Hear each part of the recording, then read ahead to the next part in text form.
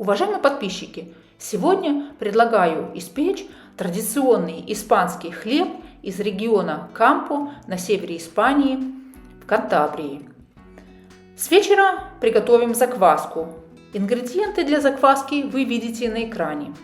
Влажность закваски составляет 60%, что есть довольно-таки типичный вариант закваски для испанских хлебов. На следующий день сделаем ферментолиз. Возьмем закваску и растворим ее в воде, так как закваска у нас полугустая, для того, чтобы облегчить процесс, а также для того, чтобы насытить закваску кислородом, что позитивно скажется на развитии нашего теста. Хорошенько растворим ее в воде. Для этого вы можете использовать венчик или лопасть тестомеса, как вот это делаю я. Если у вас нет стартера в холодильнике, но вы все равно хотите испечь такой хлеб, вы можете сделать префермент. Для этого возьмите вместо указанного количества стартера из холодильника 0,2 грамма коммерческих дрожжей прессованных. Вот мы всю закваску выкладываем в воду и растворяем ее до состояния молочнообразной суспензии. Как я уже сказала, этот шаг способствует тому, что в эту суспензию попадает большое количество кислорода, а как мы знаем, кислород – это катализатор всех процессов микроорганизмов, которые нам нужны для закваски, то есть аэробных микроорганизмов. Добавляем муку. Для этого хлеба мы используем пшеничную муку высшего сорта и 20% муки пшеничной цельнозерновой или второго сорта, если хотите хлеб более воздушный. Если у вас нет муки второго сорта, возьмите муку цельнозерновую и просейте ее через мелкое сито. Вот мы видим состояние теста. Суть состоит в том, чтобы просто увлажнить всю муку, чтобы нигде не осталось сухих участков, так как наличие воды запускает все биохимические процессы. Соль мы на этом этапе пока не добавляем.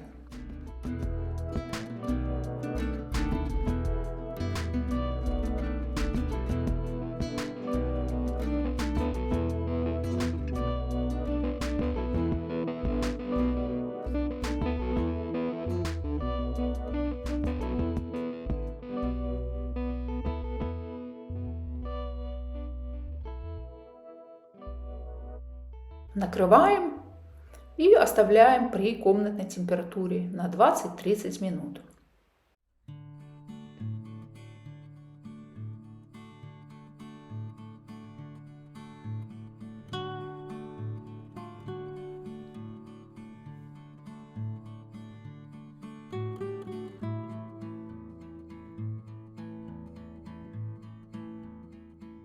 Теперь мы можем заменить лопасть на крюк.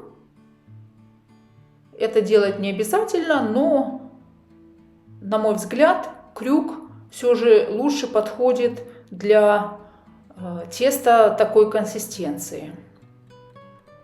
И производим замес. Где-то в середине процесса, ближе к концу, мы добавляем соль. Воду регулируем по желанию, по влагоемкости своей муки. все указания по воде всегда являются рекомендательными.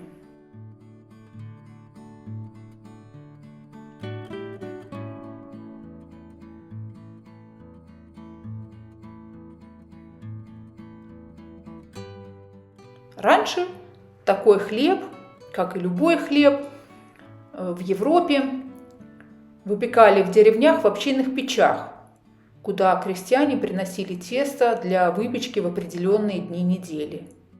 Когда я побывала в Марокко, то я увидела, что там до сих пор распространена эта практика, особенно на праздники. Делаем тест на глютеновое окно. Для этого мы немножко отщипываем тесто и смотрим.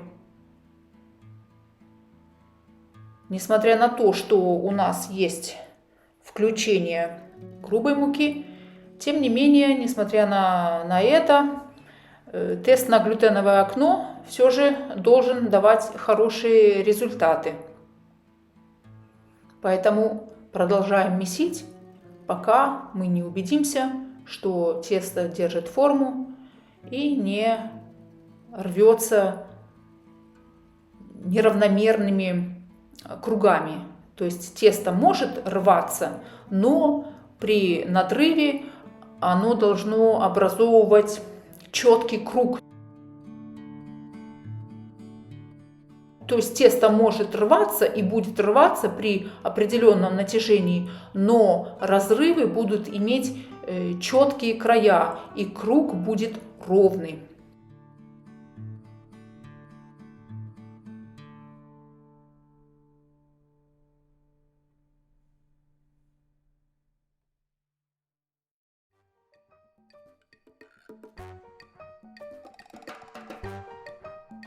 Вываливаем тесто в смазанный маслом контейнер и оставляем на брожение. В зависимости от того, хотите ли вы испечь хлеб в тот же день или на следующий день, время брожения будет отличаться. Я буду печь на следующий день, поэтому я оставлю тесто на брожение всего лишь на 1 час, после чего уберу в холодильник.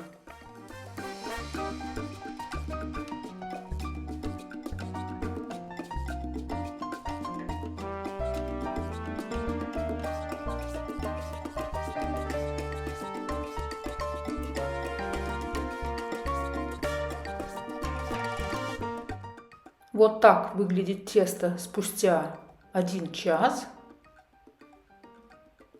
Я его накрываю крышкой плотно, без доступа воздуха, и убираю в холодильник до следующего дня.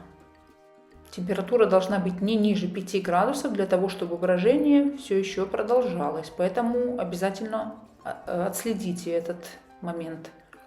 На следующий день достаем тесто из контейнера, осторожно присыпаем мукой поверхность стола и выкладываем тесто, стараясь сохранять в нем газ.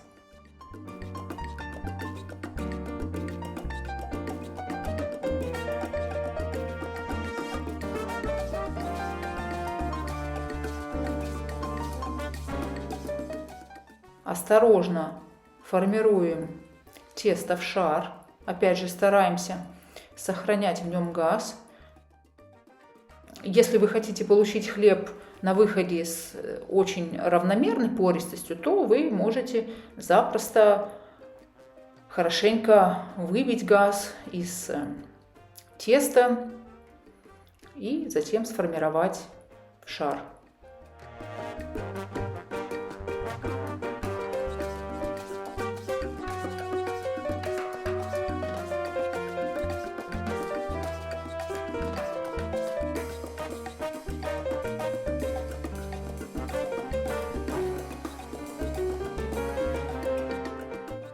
Накрываем и оставляем на брожение при температуре 21-24 градуса, то есть в комнатной температуре 2-3 часа.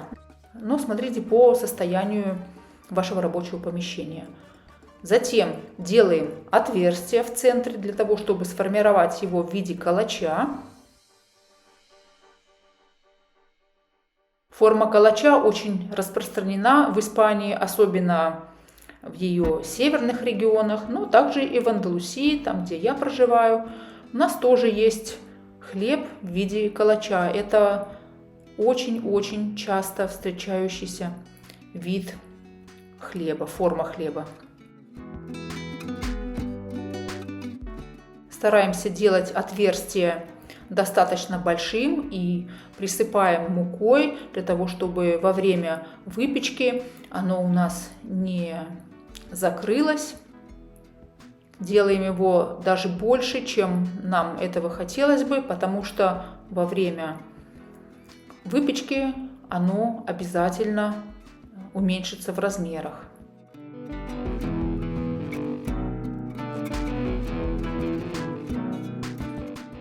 Присыпаем мукой обязательно, для того, чтобы оно не слиплось. Делаем надрезы и выпекаем.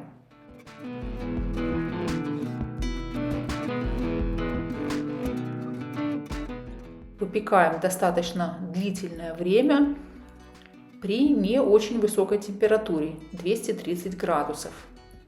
Такая температура обеспечит нам достаточно плотную корочку, которая является типичной для крестьянских хлебов, потому что она обеспечивала хранение хлеба длительное время.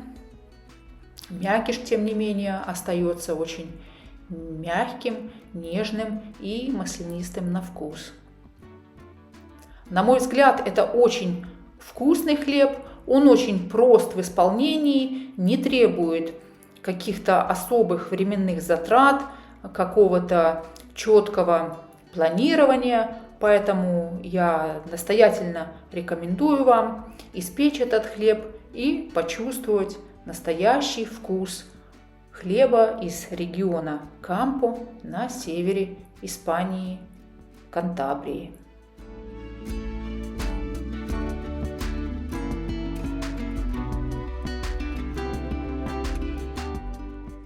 Если вам понравилось это видео и вы нашли его полезным, ставьте лайки, подписывайтесь на канал, делитесь ссылками на это видео в своих социальных сетях, а самое главное, пеките на здоровье!